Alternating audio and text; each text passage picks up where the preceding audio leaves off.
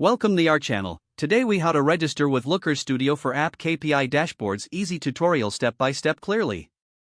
To register with Looker Studio, first, navigate to the Looker Studio homepage. Click on the Sign Up button located at the top right corner of the page. You will be prompted to enter your email address. Once you enter your email, click on the Continue button. Next, check your email inbox for a verification email from Looker Studio. Open the email and click on the verification link provided. After verifying your email, you will be redirected to the registration page.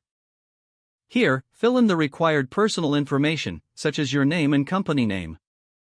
You will also be asked to create a secure password. Make sure your password meets the security requirements. Once you have filled in all the information, click the Create Account button. You may need to agree to the terms of service and privacy policy.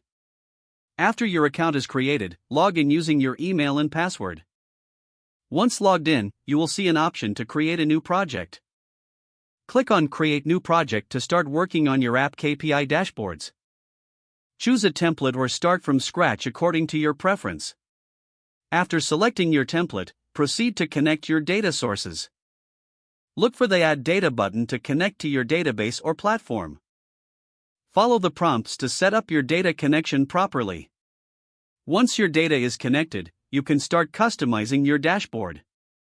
Add charts, tables, and graphs to visualize your app KPIs effectively.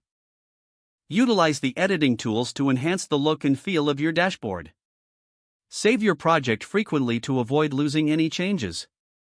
Finally, share your completed dashboard with team members or stakeholders. If the page does not load, refresh the browser or try again in a private or incognito window.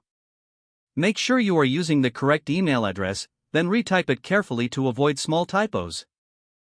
If your password is not accepted, use the Reset option and create a new strong password you can remember. Check your spam folder for verification or security emails, then complete any requested confirmation steps. Don't forget to like this video and subscribe to our channel for more step-by-step tech guides.